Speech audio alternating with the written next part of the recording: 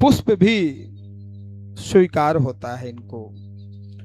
तो दिव्य ये शोभा यात्रा सभी माताएं बहनें सभी श्रद्धालु भक्तजनों ने भगवान की निकाली। शोभा यात्रा का एक सुंदर शब्द और भी होता है कि जब हम नगर में, ग्राम में, शहर में, बस्ती में निकलते हैं और जब कोई विशेष वजनदार व्यक्ति जब आता है ना, तो उसके आगे काफिला चलता है। तो ये तो देवों के देव महादेव का पुराण है। और जिस भी पुराण को लेने जाते हैं उसको गाजे बाजे के साथ कलश को लेकर के सुसज्जित करते हुए श्रीफल के द्वारा उसके सम्मान के लिए हम जाते हैं। उसका तीसरा शब्द यह भी होता है कि जिस स्थान में हम पुराण को विराजमान करने जा रहे हैं, उस नगर में, उस क्षेत्र के जो देवता होते हैं, जो देवियां होती हैं, उनको भी एक आमंत्रण है कि आपके सानिध्य में, आपकी कृपा से, आपके विशेष स्नेह से ये जो हमारा ये कार्यक्रम होने जा रहा है, आप सब चलिए और उस कार्य को संपन्न करिए। वरुण देव का आवाहन, वायु देव का आवाहन, इंद्र का आवाहन, सबको प्रणाम किया जाता है कि आप चल करके उस कार्य में सम्मिलित हों और आशीर्वाद दें। हमारे आचार्य जी ने वहां पर कूप का पूजन किया, गंगा आदि तीर्थों का आवाहन किया। माताओं ने श्रीफल लेकर के, कलश को लेकर के अपने हाथों में महादेव के पुराण में सम्मिलित हुए। एक एक पग चलने से भगवान शिव की कृपा होती है और भगवान शिव की कृपा में वही पहुंचता है और वही सम्मिलित होता है जब महादेव की विशेष कृपा होती है। अब जब सभी देवताओं को आमंत्रण निमंत्रण दिया गया तो सभी प्रसन्न हो जाते हैं। आपने देखा सभी उछलते हुए, कूदते हुए, नृत्य करते हुए सभी देवता प्रसन्न हुए कि धन्य है ये भूमि, ये स्थान। पुनः एक वर्ष के बाद इस स्थान में देवों के देव महादेव का पुनः यहाँ पर पुराण प्रारंभ हुआ और माध्यम तो हमारे बाबा जी हैं, जो सिद्ध स्थान है ये, जो सभी प्रकार के भक्तों की इच्छाओं को पूर्ण करते हैं। जो जिस प्रकार से मनोकामना लेकर के आता है उसकी मनोकामना इस स्थान में पूर्ण होती है। ऐसा ये दिव्य स्थान है। उनकी प्रेरणा हुई और पुनः इस वर्ष इस स्थान में पुनः शिव महापुराण का ये विशाल ग्रंथ यहाँ पर विराजमान हुआ। और हमारे जो पंडा जी हैं, इस बार तो तीनों पंडा जो है सम्मिलित हुए, जो यहाँ पर चौकी लगाते हैं। अथक प्रयास और सभी ग्रामवासियों का सहयोग, ये बड़े आयोजन किसी विशेष एक व्यक्ति के द्वारा नहीं होता है। इसमें तन, मन, धन तीनों को जब संग्रहित किया जाता है, एकत्रित किया जाता है, तब जाकर के ये विशाल आयोजन होते हैं। भैया धन नहीं है लगाने के लिए, तन तो लगा सकते हैं, किसी एक व्यक्ति का कार्य नहीं है। और इससे तो जन कल्याण होता है, विश्व का कल्याण, राष्ट्र का कल्याण, नगर ग्राम बस का कल्याण नहीं होता है। ना जाने कितने लोगों का कल्याण होता है पुराण जहां पर एक बार विराजमान हो जाए। तो अगर हम धन से सहयोग नहीं कर सकते हैं तो तन, शरीर के द्वारा जितना जो बने सहयोग करें और इस कार्य को विशाल रूप देकर के पूर्ण कराएं। धन हम बहुत लगा दें, कोई खड़ा होने वाला ना हो, आगे आने वाला ना हो, तो ऐसे कार्य भी नहीं हो पाते हैं। धन एक जगह रखा रह जाएगा। सबसे पहले तो मन और बुद्धि को लगाना पड़ेगा कि श्रम कहाँ हम लगाएं, कैसे लगाएं, किस प्रकार से एक भूमि का एक आयोजन बनता है। मन और धन ये जब तीनों संग्रहित होते हैं तब विशाल आयोजन होते हैं। और आज ये दिव्य स्थान में पुनः भगवान शिव की कृपा प्राप्त हुई और इस स्थान पर शिव महापुराण विराजमान हुआ। दर्शन मात्र मनोकामना पूर्ति, दर्शन करने मात्र से मनोकामनाएं पूर्ण होती हैं भैया।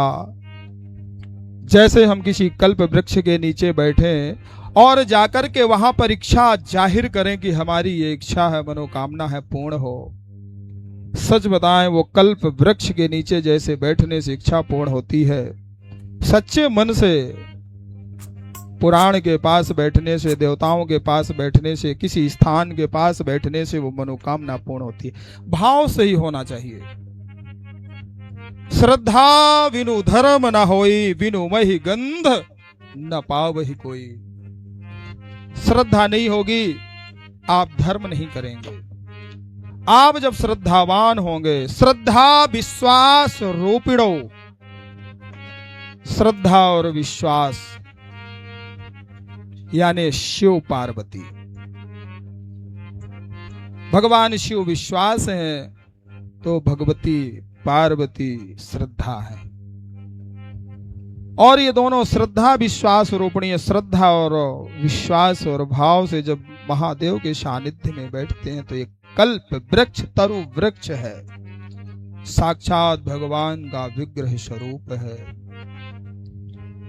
उस कल्प वृक्ष के नीचे बैठने से जैसे इच्छाओं की पूर्ति होती है, वैसे पुराण के सन्मुख बैठने से, प्रणाम करने से मनोकामना पूर्ण होती है। मंत्रे तीर्थे दुजे देवजे भेख जाओ च गुरोर, यत्र भावना तसिद्धिर भवतु। ध्यान दीजिए, मंत्र में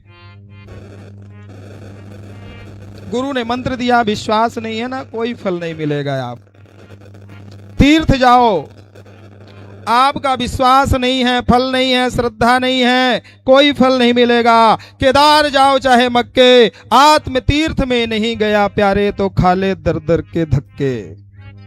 हर तीर्थ में धक्के मिलेंगे आपको। अरे भैया धक्के मारते जा रहे हो, कहीं भी जाओ आप, आत्म तीर्थ, मन पवित्र नहीं है ना, कहीं भी चले जाओ कोई फल नहीं मिले, कोई। इसलिए पहले भाव बनाए, मंत्र में, तीर्थ में, गुरु में, ब्राह्मण में, अग्नि में, देवता में, मंदिर में जैसी भावना लेकर के जाते हैं वैसे फल की प्राप्ति होती है। ऐसे विशाल महापुराण को हम प्रणाम करते हैं। जब किसी पास किसी विशेष स्थान में जाते हैं तो पहले खाली होकर के जाते हैं। क्या? खाली। आप घड़ा लेकर के जाओ, खाली होगा तो उसमें कुछ भर के लाओगे। अब जब घड़ा पहले से भरा हुआ है तो उसमें आप क्या भर के लाओगे? तो पहले ये शरीर में जो विकार हैं उनको जब खाली करेंगे, और श्रद्धा और विश्वास से जब हम किसी स्थान में जाएंगे खाली होकर के, तो उसमें हम भर के कुछ लाएंगे। इसलिए जब हम किसी स्थान में जाते हैं तो सबसे पहले वहां प्रणाम करते हैं। तो ऐसे महादेव शिव पुराण को हम सब प्रणाम करेंगे। बोलिए शंकर भगवान की जय। ऐसे महादेव शिव पुराण की महिमा करते हुए, मन वाणी को पवित्र करते हुए, कुछ खाली हो, फिर उसके बाद भरते हैं भगवान की कथा, जो दिव्य प्रवाहित होगी आज इस स्थान में 7 दिवस तक। शिव नाम संकीर्तन करते हुए हरि ओम नमः शिवाय, हरि ओम नमः शिवाय। सभी गुनगुनाते हुए तालियों की सेवा करते हुए नमः शिवाय, हरि ओम नमः शिवाय, हरि ओम नमः शिवाय, हरि ओम नमः शिवाय, हरि ओम नमः शिवाय, हरि ओम नमः शिवाय, हरि ओम नमः शिवाय, हरि ओम नमः शिवाय, हरि ओम नमः शिवाय, हरि ओम नमः शिवाय,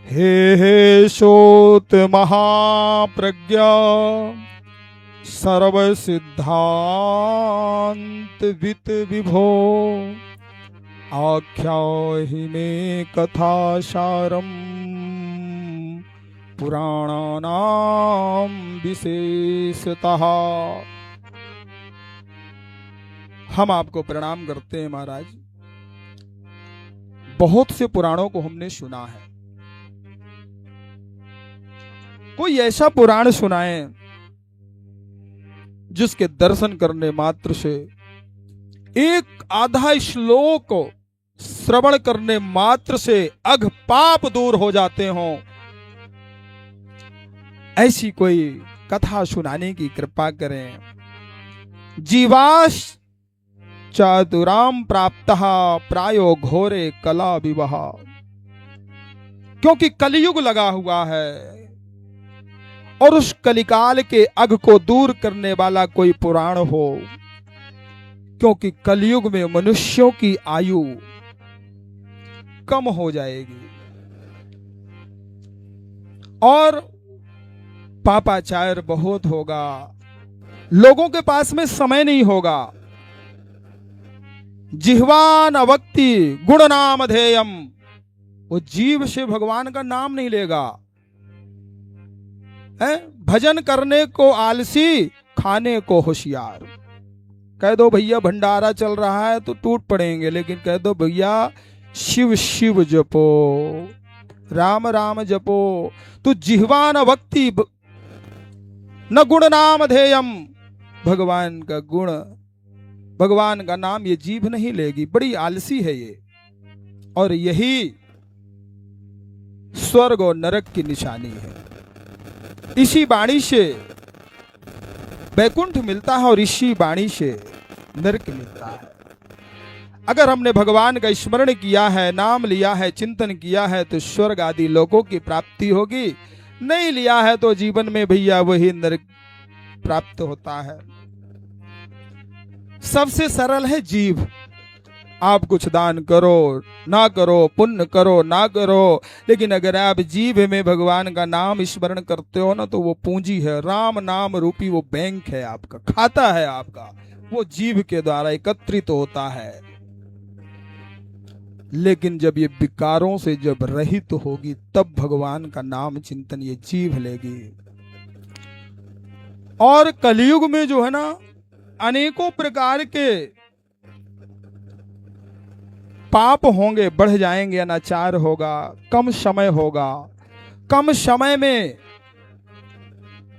बहुत सारा कुछ प्राप्त करने की इच्छा होगी, लेकिन वो प्राप्त नहीं होता। तो महाराज कोई सार तत्व हो वह सुनाने की कृपा करें। तब उन्होंने कहा, धन्यस्तम मुनिसार दूलम श्रवण प्रीति लालशः अतो विचार शुभधियः वाचिम शास्त्रम मनोत्तमम। शास्त्रों में उत्तम जो पुराण हो, उस पुराण की कथा श्रवण कराएं। सूत जी महाराज ने कहा, धन है आप ऋषियों, जो आपने इस प्रकार से प्रश्न किया है। जैसे आप सभी धन्य हैं जो आज भगवान शिव के इस कथा में प्रेरित होकर के आए। ऐसा सूत जी ने कहा है, आप धन्य हैं बैठे हुए ऋषियों, बड़ा भागी हैं आप।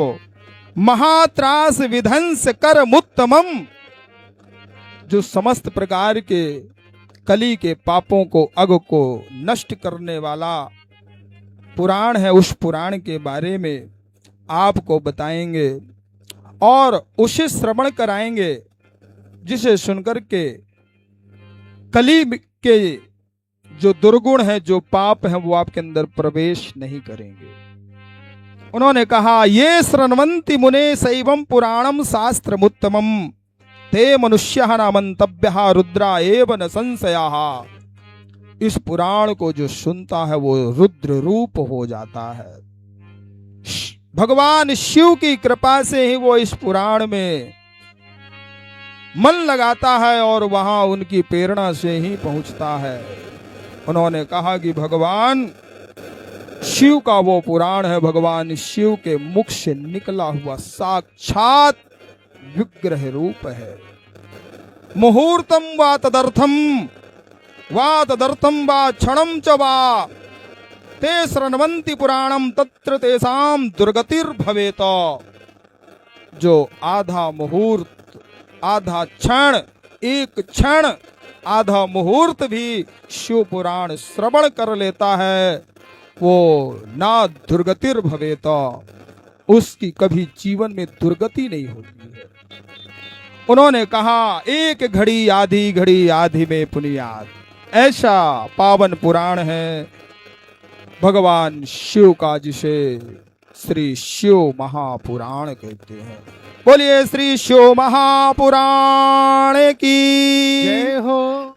सदा सेव्या सदा सेव्या सदा सेव्या विशेषतः एतत् शिव पुराणस्य कथा परम पावनी। शिव पुराण की कथा सदा सेव्या सदा सर्वदा सुनना चाहिए। जो समस्त प्रकार के मंगल कल्याण करने वाली है, पावन पवित्र करने वाली है। शिव महापुराण के इस ग्रंथ की रचना वेद व्यास जी महाराज ने, जिन्हें बदरायण कहते हैं। क्या कहते हैं? बदरायण। बदरी माने होता है बेर। आपके ग्राम में तो बहुत होती होगी। बेर को बदरी कहते हैं। और बदरी का फल खा करके बस थोड़ा बहुत खाए और लिखने बैठ जाते थे। तो ऐसे बदरायण वेद व्यास जी ने, जिन्होंने वेदों से विस्तार करके बनाया ग्रंथों को, पुराणों को, 18 पुराण उन्होंने बनाए हैं, जिसमें ये शिव महापुराण है। वेदों का विभाजन किया, इसलिए उन्हें वेद व्यास कहते हैं। व्यास यानी विस्तार। बदरी का फल गा करके पुराणों को लिखा, इसलिए उन्हें बदरायण भी कहते हैं। 1 लाख श्लोकों से सुसज्जित महाभारत जैसे ग्रंथ को भी उन्होंने बनाया है। और कोई लालसा नहीं है, कोई इच्छा नहीं है कि कोई हमें पुरस्कृत करे, कोई पुरस्कार दे।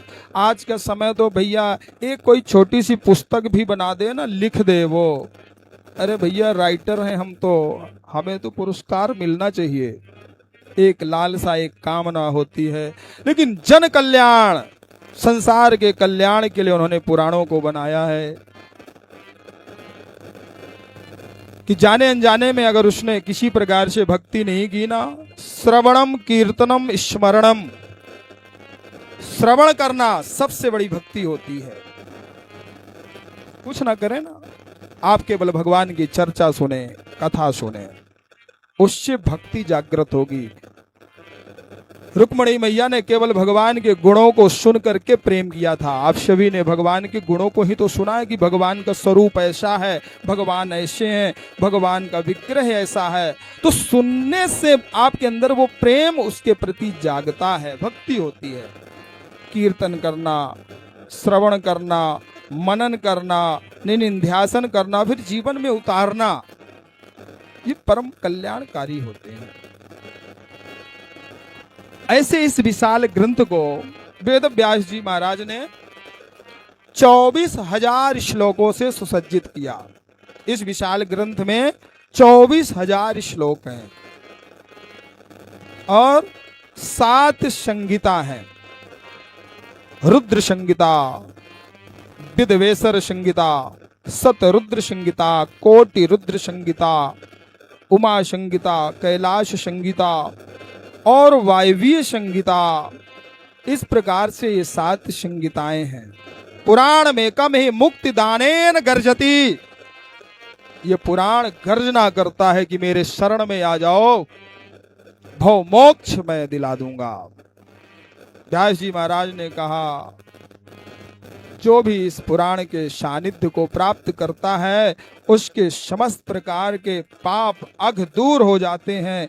वंदे शिव पुराणम ही सर्वदाहम प्रसन्न धैहि। समस्त प्रकार के जीवन में प्रसन्नता उत्पन्न करने वाले सुखों को ये प्रदान करता है। ऐसे महापुराण की रचना वेद व्यास जी महाराज ने किया है। क्योंकि ये मनुष्य जो है ना, अनेकों प्रकार के पाप करता है, जाने में, अनजाने में, क्रोध में, आलस में, किसी भी प्रकार से आलस भी आता है, जम्हाई आती है, ना जाने कितने जीवाणु अंदर घुस जाते हैं। चलते हुए, खाते पीते, उठते बैठते सोते, ना जाने कितने जीवों का हनन होता है, वध होता है, वो सब पाप लगते हैं। और इन पापों की निवृत्ति होती है शिव शरणम। जो शिव की शरण में जाकर के भगवान शिव को जल भी अर्पण कर देता है ना, उसके पाप दूर हो जाते हैं। ऋषियों, जल धारा प्रिय शिवहा, भगवान शिव को जल की धारा अर्पित कर दो और शिवोहम शिवोहम उच्चारण करने से समस्त प्रकार के पाप दूर होते हैं। उन्होंने कहा कि हे ऋषियों, इस विषय में आपको एक इतिहास सुनाते हैं। पहला दिन जो होता है ना, परिचय का होता है। कहां से कलश यात्रा, कैसे रूपरेखा बनती है। उसी प्रकार से प्रथम दिन में अव्यवस्थाएं भी होती हैं, सुविधाएं भी होती हैं, व्यवस्थाएं भी करनी होती हैं।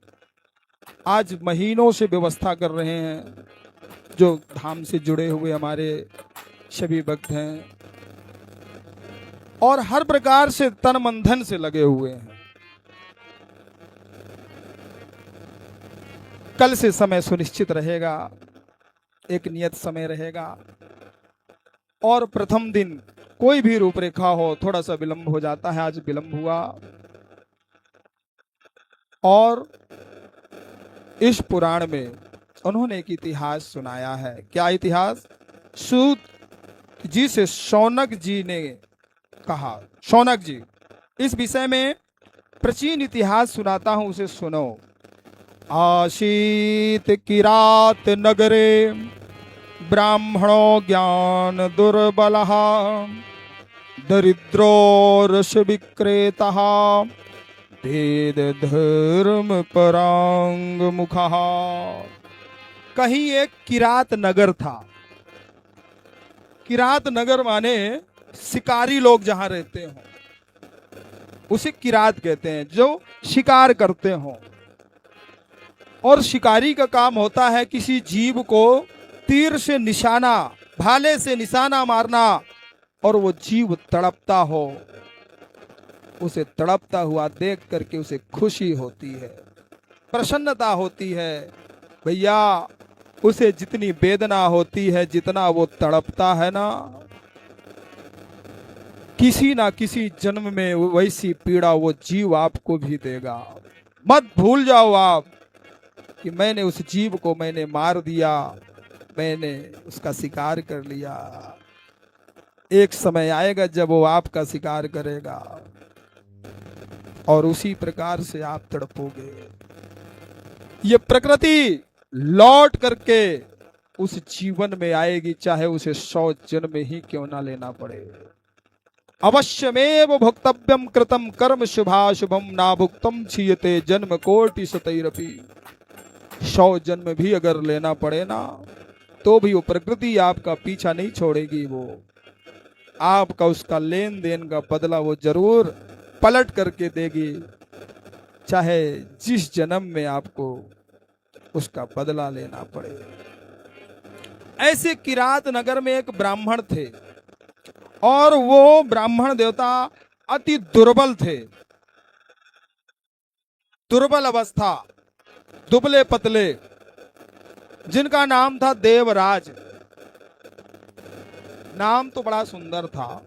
किसी किसी का नाम कहते हैं ना, इसीलिए भैया, नाम से व्यक्ति की पहचान नहीं होती है, उसके कार्य और व्यवहार से उसकी पहचान होती है। नाम तो रख दो गंगा देवी। अरे भैया उसके दरवाजे में कोई पानी मांगने आए, वो प्यासा मर जाए तो किस काम की गंगा देवी। नाम तो किसी ने रख दिया शांति, बेटी का नाम कैसी है। अरे महाराज कुछ न कहो, घर में निर्भन अशांति फैला के रखती है। शादी हो गई, शादी के बाद भी ससुराल से शिकायतें आती है, वहां भी अशांति है, अड़ोस पड़ोस तक में अशांति फैला करके रखी हुई है। तो नाम से नहीं, व्यक्ति के गुण और स्वभाव से उसकी पहचान होती है। सही बात है। नाम तो आप कुछ भी रख दो।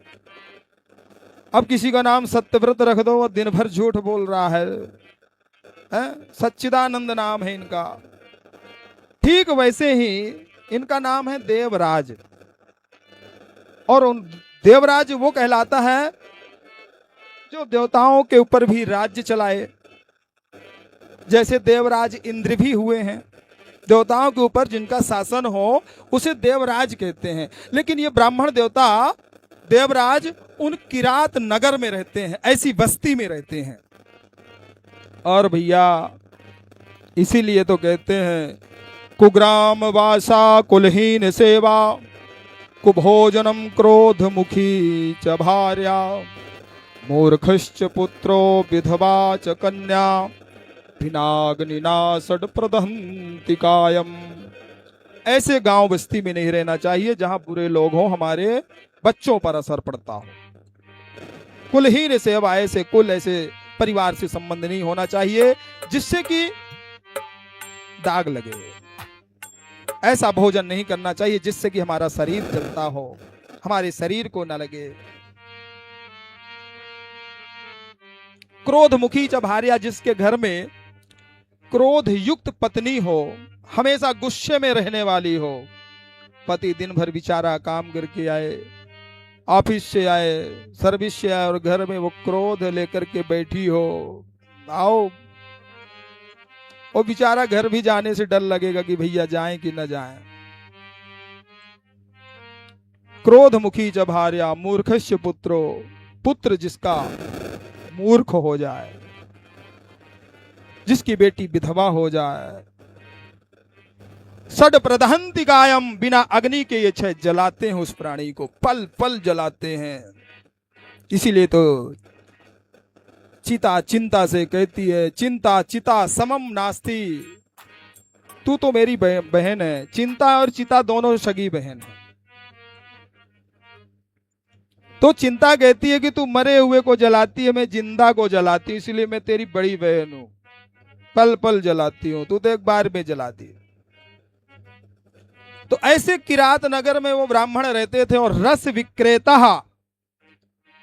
रस विक्रेता जो नहीं बेचना चाहिए वो बेचते हैं, वो होते हैं। जन्म ब्राह्मण कुल में जन्म लेने अवश्य नहीं होता, कर्म अच्छे होने चाहिए। ब्राह्मण कुल में जन्म तो हुआ, लेकिन रस विक्रेता है। रस समझते होंगे आप, जो दवाई होती है वो, तो उसका विक्रय करते हैं और पान भी करते हैं।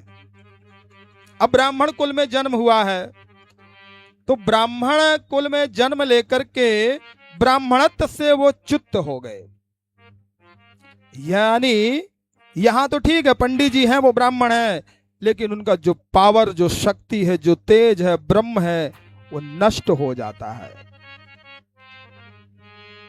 ना आशीर्वादम न श्रापम न विद्यते, न तो उसका कभी आपको श्राप लगेगा, न तो आशीर्वाद लगेगा, क्योंकि कर्म अच्छे नहीं है। ऐसे वो एक दिन क्या हुआ कि ये समुद्र के किनारे टहल रहे थे। वहां पर उन्होंने एक लंपट स्त्री को देखा,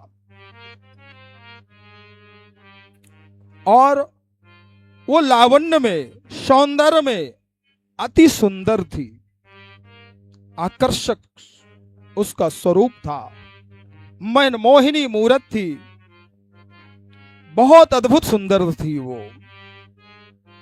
देवराज ब्राह्मण ने जब उसको देखा तो उसके ऊपर मोहित हो गए, और उस देवी के पास में जाकर के अपने प्रेम के प्रणों को निवेदन किया कि देवी मैं तुमसे प्रेम करता हूं, तुम क्या मेरे साथ में रहोगी?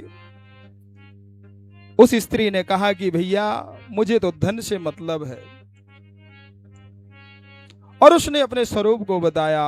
उसका नाम शोभा था और उस स्त्री को उसने अपने घर में रख लिया। और जानते हैं उसने घर में लाकर के उस स्त्री को रखा जो लंपट स्त्री थी, जिसे वेश्या कह सकते हैं।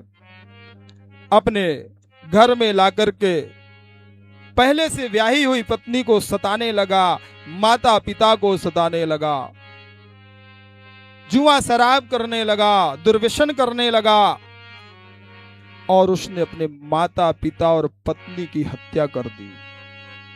ऋषियों, हत्या करने के बाद कदाचित दैव योगेन प्रतिष्ठान मुपागताः शिवालयम ददर्शौ तत्र साधु जनावृतः, और वह धन लेकर के पूरे घर की संपत्ति उसने उस स्त्री को दे दिया। उसके बाद ऋषियों वह अभक्ष भोजन करने लगा, जो नहीं खाना चाहिए वो खाने लगा, पेय वस्तुओं का पान करने लगा, जैसे मदिरा आदि का सेवन करने लगा। और समय बीता, कदाचित एक दिन वह भ्रमण करते हुए दैव योग से एक प्रतिष्ठानपुर झूसी प्रयागराज पहुंच गया। तब उसे एक शिवालय अर्थात भगवान शिव का मंदिर दिखाई दिया। भूख प्यास से पीड़ित था, 3 दिन से उसने कुछ खाया पिया नहीं था, क्योंकि उस स्त्री ने भी अपने घर से भगा दिया। 3 दिन से भूखा प्यासा उस शिवालय, उस देवालय में गया, और उस देवालय में जब गया तो वहां पर भगवान शिव की कथा चल रही थी। भूख प्यास से पीड़ित होकर के कि शायद यहाँ प्रतिष्ठान में, इस स्थान में भंडारा बन रहा है, प्रसाद बन रहा है, चलो भैया इसी बहाने मिल जाएगा, कथा में सुनेंगे, बैठेंगे, प्रसाद पालेंगे। और वो ये सोच करके वहां बैठा रहा वो। और वहां पर आचार्य जी जो शिव महापुराण की कथा सुना रहे थे, और उसने उस कथा को सुना। अनजाने में आप दीपक को छू दो, वो आपको जला देगा। ठीक वैसे ही अनजाने में भी मन नहीं है, फिर भी अगर आपने भगवान की कथा को सुन लिया ना, तो आपके अंदर जो पाप अग होते हैं उनको जला करके वो नष्ट कर देता है। देवराजश्च मासान्ते ज्वरेणा पीड़ितो मृतः, और उसको इतनी पीड़ा, इतना ज्वर था, ज्वर यानी बुखार, बहुत पीड़ित था, असहनीय दर्द था शरीर में। तदंतर वह देवराज ब्राह्मण ज्वर से पीड़ित होकर के मृत्यु को प्राप्त हुआ। यमराज के दूत आए और उसे यमपुरी ले जाने लगे। भगवान शिव के दूत वहां पहुंच गए। ठहरो, सावधान, आप कौन? बोले हम कैलाश से आए हैं, महादेव के दूत हैं। क्यों?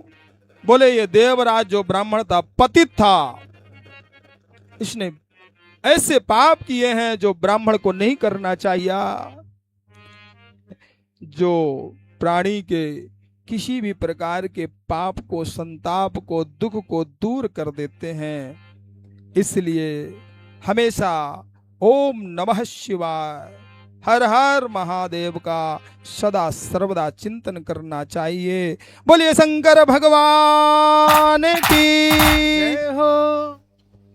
इस प्रकार से उन्होंने एक महात्मा और सुनाया है कि हे ऋषियों, भगवान शिव की लीला अनंत है, कथा अनंत है। असित गिरी समम स्यात् कज्जलम सिंधु पात्रे सुरतुर शाखा लेखनी पत्र मुर्मी लिखति यदि गृहीत्वा शारदा सर्वकालम तदपि तब गुणानामीस पारम नयाति।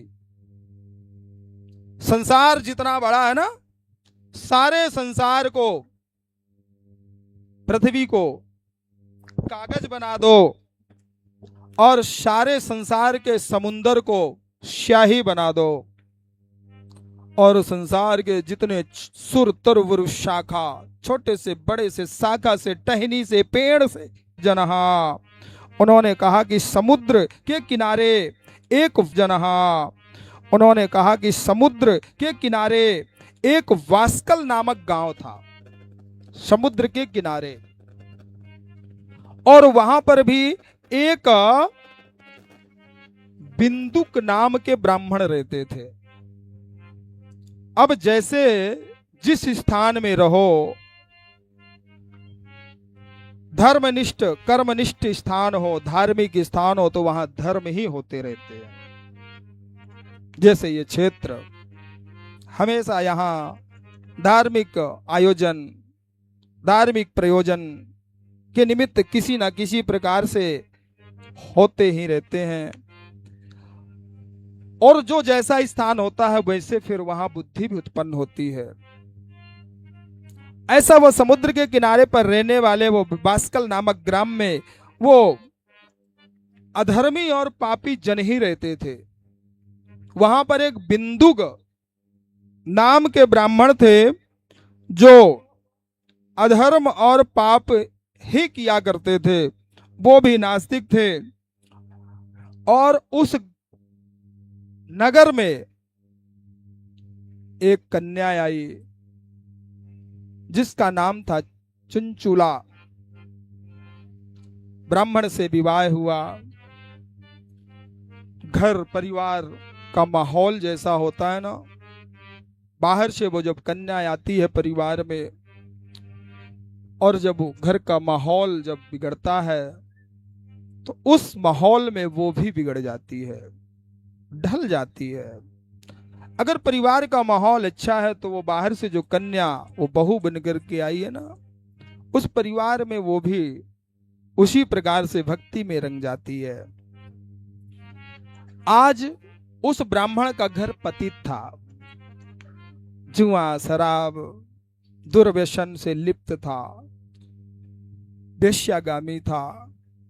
पत्नी ने बहुत समझाया, क्योंकि पत्नी वही है जो धर्म करे और कराए भी, धर्म का आचरण उसके जीवन में हो, खुद धर्म करती हो और पति को भी धर्म कराती हो। पति अगर अधर्म के मार्ग में जा रहा हो उसे खींच करके धर्म में लगा दे। स्वामी आज आपने पूजा नहीं किया, स्वामी आपने आज भगवान शिव को जल नहीं चढ़ाया, स्वामी आज आपने भगवान शिव को प्रणाम नहीं किया। आज किसी धाम में किसी तीर्थ में दर्शन करने जाते हैं, वही धर्म पत्नी है। यह ना कि भैया रोज ब्यूटी पार्लर ले चलो, सिनेमा ले चलो, धर्म करे और धर्म कराए, इसीलिए उसे धर्म पत्नी कहते हैं। समझाने का प्रयास किया लेकिन उस ब्राह्मण के जीवन में कोई बदलाव नहीं आया, न सुधरा, वो वेश्यागामी हो गया। पत्नी कामातुर, काम से पीड़ित रहने लगी। पति को बहुत समझाया कि गलत मार्ग में जा रहे हो, लेकिन जब वो नहीं माना तो पत्नी यौवन युक्त थी, जवान थी, उसने हर प्रकार से समझाया। भवान प्रतिदिनम कामम ब्रह्मते वे सस्याः कुधी माम विहाय स्वपत्नीम च युवती पति सेवनीम। पति जो है वेश्यागामी तो था ही, पत्नी की इच्छाओं को भी पूर्ण ना किया और वो भी रास्ता भटक गई। पर पुरुष की इच्छा रखने लगी और वो भी आसक्त हो गई और रास्ता भटक गई। जीवन में सबसे बड़ा पाप होता है। उस ब्राह्मण ने कहा कि देवी अधर्म और पाप करती हो। उसने कहा कि आप ने मेरे जीवन में आपने मुझे ध्यान नहीं दिया, मैं अपने जीवन को कैसे जीवन यापन करूं। इतना अधर्मी और पापी था, पत्नी को भी छोड़ दे दिया, रास्ता भटक गई, स्वयं रास्ता भटका हुआ था। दैव योग से पीड़ित अवस्था में हुआ और उसकी मृत्यु हो गई। अब जो पापी हो, अधर्मी हो, कुकर्मी हो, उसे क्या गति मिलेगी? विंध्य पर्वत में विंध्याचल पर्वत में एक पिशाच बन गया और उन विंध्याचल के पर्वतों में भटकने लगा। इधर उसकी पत्नी स्वच्छंद होकर के विचरण करने लगी, पर पुरुष संग करने लगी। उसे लोक लाज शर्म से कोई मतलब नहीं, बहुत दूर।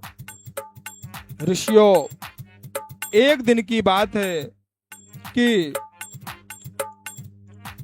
उस चंचुला के परिवार के लोगों ने कहा कि गोकर्ण तीर्थ जा रहे हैं, क्या तुम चलोगी हमारे साथ? क्योंकि अवस्था उसकी जीर्ण शीर्ण हो गई, वृद्धावस्था को प्राप्त हो गई थी। और जीवन की सबसे बड़ी सच्चाई है बुढ़ापा। देखते देखते व्यक्ति कब बूढ़ा हो जाए उसे पता ही नहीं चलता। भैया हम बूढ़े हो गए, अब तो हमारा शरीर ही काम नहीं करता। जीवन की सबसे कड़वी सच्चाई है और जीवन में सबसे ज्यादा कष्ट बुढ़ापे में ही होता है। जवानी हंस करके सोया, बुढ़ापा देख करके रोया। जवानी में तो खूब नींद आती है और जब बुढ़ापा आ गया तो नींद की गोलियां लेनी पड़ती हैं। नींद ही नहीं आती है क्योंकि जवानी में तो खूब सोए हो। और बाल अवस्था में, युवावस्था में किए हुए पाप का दंड सब बुढ़ापे में ही मिलता है। इसीलिए फिर कहते हैं बुढ़ापे में कि भैया याद कर लो जीवन में जो जो आपने पाप किए हैं ना, प्रायश्चित करो, आप माला जपो, नाम स्मरण करो, अन्य तुम्हारी बड़ी गति खराब होगी। लेकिन बुढ़ापे में भी जीभ जो होती है बड़ी चिकनी होती है, नहीं लेती है। प्रायश्चित करना चाहिए बुढ़ापे में कि जाने अनजाने में, अगर जवानी में, युवा अवस्था में, बाल अवस्था में जो भी मुझसे पाप हुए हैं कि भगवान प्रायश्चित करता हूं, बार बार गिनती करता हूं, बार बार मनन करता हूं, बार बार स्मरण करता हूं, वो मुझे भोगना ना पड़े। प्रायश्चित करता हूं, दूर हो। जब तो नास्ति पातकम, जब करो स्मरण करो भगवान का, वो पाप नष्ट होगा। सोचो कि होगा देखा जाएगा, हो गया है, हो गया तो हो तो गया, 100% मिलेगा, लेकिन दशांश और बढ़ के मिलेगा।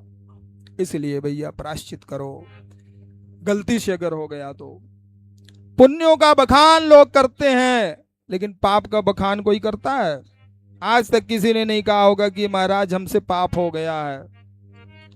महाराज से क्या, घर के लोगों को ही लोग नहीं बताते हैं कि आज हमसे ये पाप हो गया है, गलती हो गई है। घर के लोगों के ही लोग घर में नहीं बताते। बताना चाहिए जिससे कि हमारा वो पाप तो हो गया, आप प्रायश्चित कर रहे हो, आप गलती मना रहे हो, आप वो आपका छीण होगा। जैसे धन को छुपा करके रखते हैं उसी तरह से धर्म को छुपा करके, दान को छुपा करके रखें। नहीं, पाप को छुपा करके रखेंगे भैया, कोई देख ना ले, कोई सुन ना ले, और वो फिर विस्फोट होता है। बाहर निकल करके जब आता है व्याधि बन करके, समस्या बन करके, बीमारियां बन करके, इस जन्म में नहीं अगले जन्म में, लेकिन भोगना तो पड़ेगा। उसने बहुत प्रायश्चित किया। गोकर्ण तीर्थ में गई। गोकर्ण तीर्थ में जब गई तो वहां पर जैसे कोई तीर्थ जाता हो ना तो पड़ोसी कहेंगे चल रही हो तुम भी, या चल रहे हो साथ में, हम भी जा रहे हैं बद्रीनाथ, चलो। अगर उसकी इच्छा नहीं है, अगर आप प्रेरणा से भी लेकर के गए और वो चला गया, तो अगर उसके जीवन के अग है, पाप है ना, वो धुल जाएंगे। इसी प्रकार से जब वो लेकर के गोकर्ण तीर्थ में गए तो वहां गोकर्ण तीर्थ में एतत् शिव पुराणस्यो कथा श्रवण तो यथाह जायते चित्ति शुद्धिर्हि ना तथा नैरुपायताः। शिवालय था, मंदिर था। पंडित जी वहां पर शिव महापुराण कह रहे थे और कथा में वह कह रहे थे कि जो स्त्री पर पुरुष संग करती है नरक में उसे लोहे का खंभ प्राप्त होता है और उससे उसका आलिंगन होता है, उसका शरीर जल जाता है। पर स्त्री गमन करने से उसे लोहे की धधकती हुई जैसे लोहार आग में वो लोहे को गर्म करता है, ऐसे लोहे के गर्म और स्त्री पुरुष वहां तैयार होते हैं और उनसे उनका आलिंगन कराया जाता है, चल जाता है। उतने पर भी जब कष्ट देने के बाद भी उसके पाप छीण नहीं होते हैं तो उसको रो नरक में डाल देते हैं। उसके शरीर को कृमि कीड़े नोच करके खाते हैं। उसने जब कथा में सुना तो कांप गई वो। महाराज, मैंने जीवन में बहुत से पाप किए हैं, क्या करूं, कैसे करूं, किससे बताऊं। ये सोच करके वो बैठी रही। सभी कथा से उठ करके सभी श्रोता बंधु चले गए, वो बैठी रही। महाराज ने कहा कि देवी तुम कैसे बैठी हो। चंचुला ने कहा कि ब्राह्मण देवता, आप ही मेरे सब कुछ हो, आप ही मेरे जीवन में कल्याण करेंगे, क्योंकि आप ही मेरे गुरु हैं, आप ही मेरे माता हैं, आप ही मेरे पिता हैं। तुमेव में गुरुर ब्रह्मान तुम माता तुम पितासी चा उद्धरोद्धर्मादीनाम तमेव शरणम गताः। आप ही मेरे भगवान हैं, आप ही मेरे उद्धार करने वाले। बोले देवी हो क्या गया, समस्या तो बताओ। उस देवी ने कहा कि ब्राह्मण देवता, मैं अपने वाणी से क्या बताऊं, लेकिन सच बताऊं, आपने जो कथा सुनाई उस कथा में जो मैंने सुना उस सारे पाप मैंने किए हैं जीवन में। मैंने जीवन भर पाप किया और आज मैं आपकी उस कथा को सुन करके उन पापों का प्रायश्चित करती हूं। मेरा प्रायश्चित कैसे दूर होगा। उन्होंने कहा कि देवी तुमने पाप किया और तुम कथा में बैठ गई, तुमने कथा सुनी और तुमने प्रायश्चित कर लिया ना, तुम्हारे जीवन के आधे पाप दूर हो गए। सच मानो महादेव की कृपा हुई है, तब तुम आकर के आज इस कथा में बैठी हो, इस शिवालय में देवालय में बैठी हो। शिव दर्शन तुमने किया, भगवान के इस पावन शिव पुराण का तुमने दर्शन किया, बैठ करके तुमने प्रायश्चित किया, तुम्हारे आधे पाप दूर हो गए। प्रायश्चित करो जीवन में। और उस देवी को उन्होंने कहा कि तुम्हारे आत्म की शुद्धि हुई, आत्मग्लानि हुई, गलती आपने मनाई।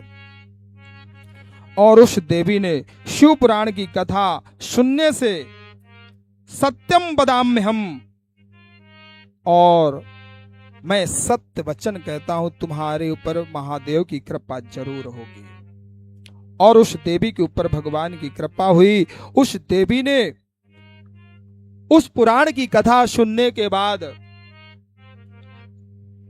शरीर का जब उसने बिल्कुल बिना कष्ट के शरीर को त्याग दिया।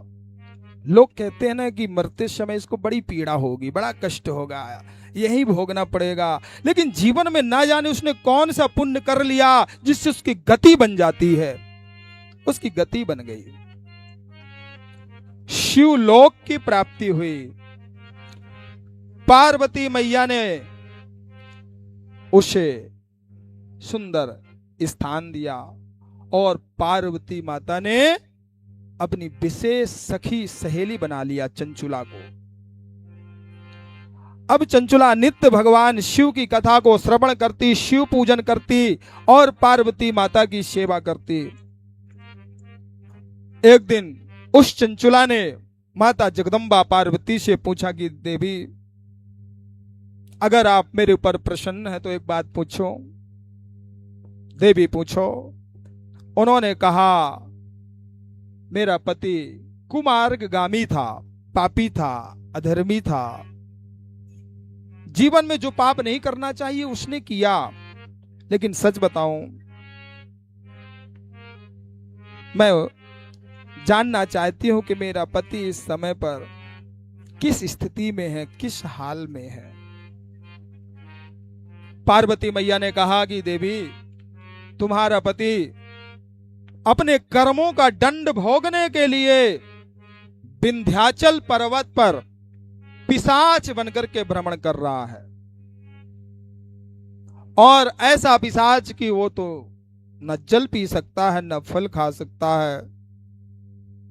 पार्वती मैया ने आग्रह किया, तुम्हारा पति इन्हीं कर्मों के कारण जो है कष्ट पा रहा है।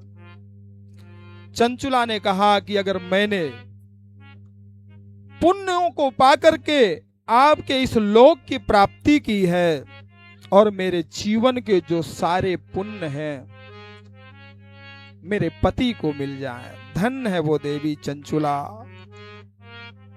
जीवन निर्मल हो गया, पवित्र हो गया, और उसने कहा कि मेरे जीवन के जो पुण्य हैं मैं अपने पति को देना चाहती हूं, उसका उद्धार कर दीजिए, प्रेत योनि से, पिशाच योनि से उसकी मुक्ति हो जाए।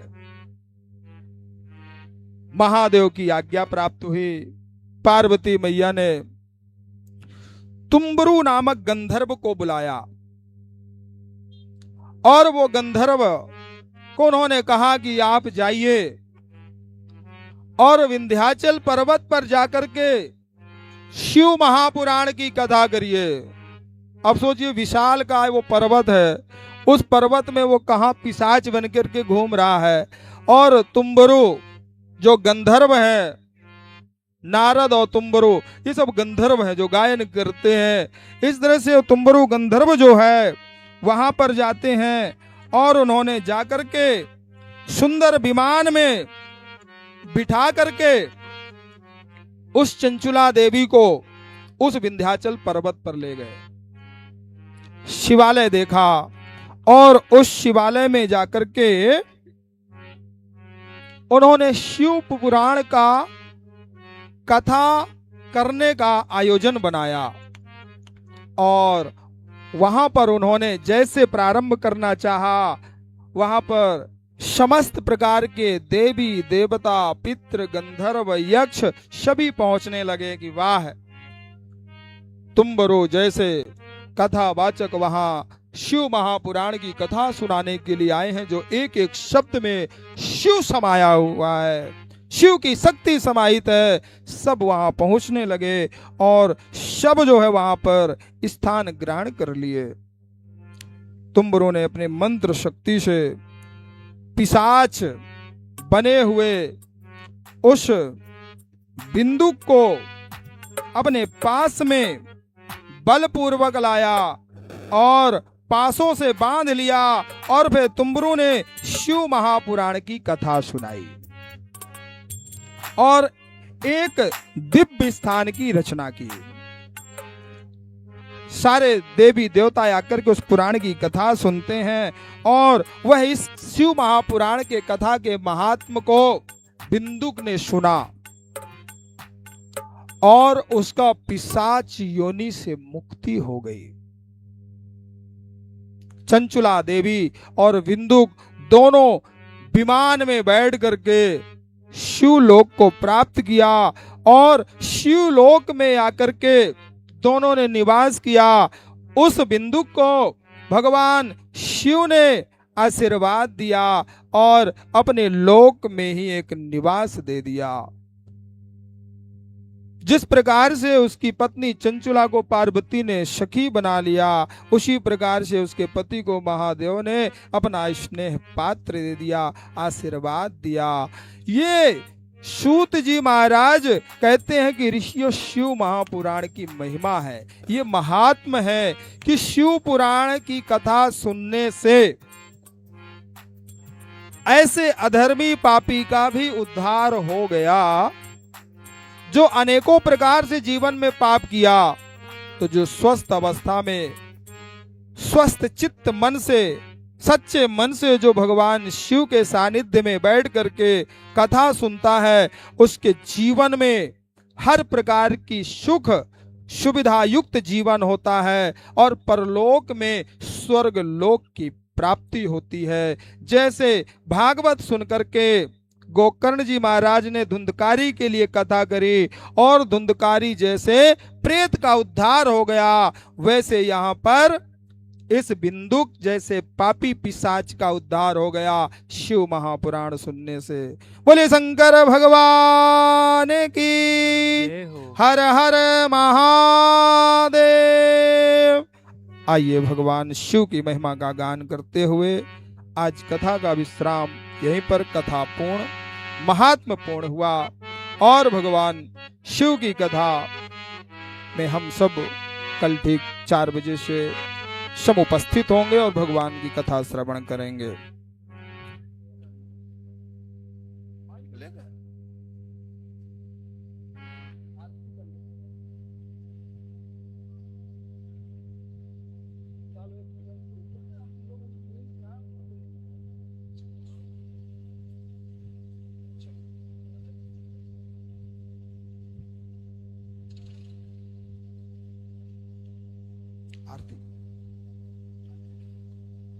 सभी अपने अपने स्थान में खड़े हो जाएं। आइए आरती की ओर चलते हैं, समय बहुत हो गया है। आप सभी लोग बड़ी देर से इंतजार कर रहे हैं कि भैया भंडारा कब चालू होगा, कब पाएंगे, इसलिए हमको सब याद आ गया। चलिए आरती की ओर। बोले शंकर भगवान की, हर हर महादेव।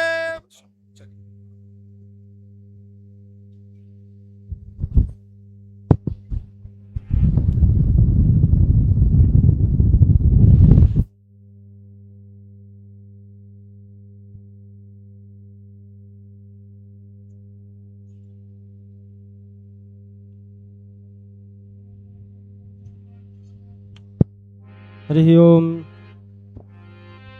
ओम चंद्रमा मनसो जात चक्षुः सूर्यो वजायत श्रोत्राद्वायुश्च प्राणश्च मुखादग्निरजायत एतद्गुं हविः प्रजननं मे असुदसवीरगुं सर्वगणगुं सुस्तये आत्मसनि प्रजा सनि पशु सनि लोक सन्न भय सग्नि अग्निः प्रजां बहुलां मे करोतन्नं पयोरेतो अश्माशुधत्त एतद्गुं हविः प्रजननं मे असुदसवीरगुं सर्वगणगुं सुस्तये आत्मसनि प्रजा सनि पशु सनि लोक सन्न भय सनि अग्निः प्रजां बहुलां मे करोतन्नं पयोरेतो अश्माशुधत्त। श्री शिव शंकर भगवान की है आरती, भक्तजनों को भव सागर से पारती। श्री शिव शंकर भगवान की है आरती, भक्तजनों को भव सागर से पारती। श्री शिव शंकर भगवान की आरती, भक्तजनों को भव सागर से पारती। भक्तजनों को भव सागर से पारती, भक्तजनों को भव सागर से पारती। श्री शिव शंकर भगवान की आरती, भक्तजनों को भव सागर से पारती, भव सागर से पारती, भव सागर से पारती। हे देव है महादेव देव, देवों से देव निराले हैं डमरू बजाने वाले।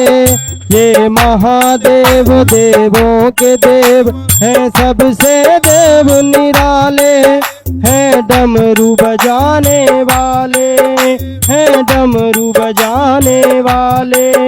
हैं गाल नंगे में काले, हैं गले नांग मत वाले।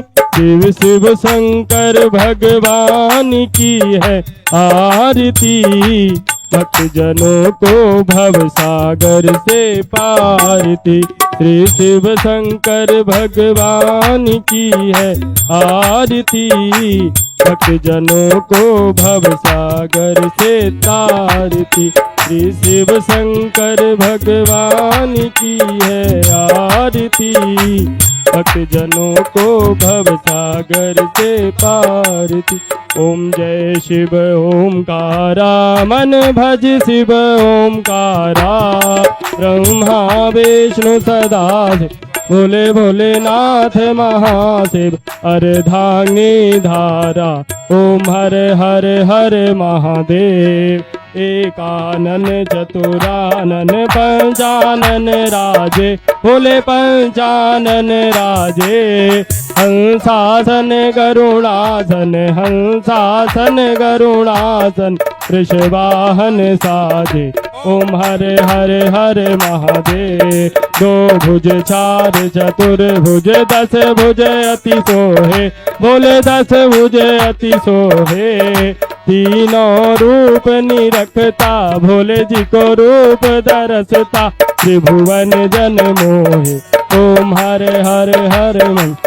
हे वक्षमाला बनमाला, मुंडमाला धारी, भोले रुद्रमाला धारी। चंदन मृग मद सोहे, केसर मृग मद सोहे, भाले शशिधारी।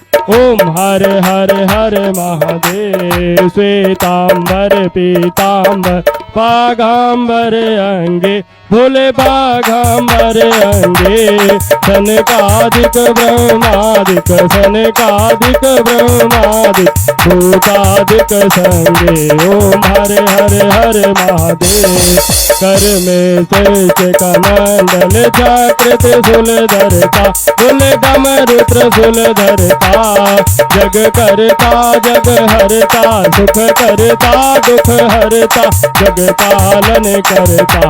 ओम हरे हरे हरे महादेव। काशी में विश्वनाथ विराजत, नंदो ब्रह्मचारी, बोले बाबा त्रिपुरारी।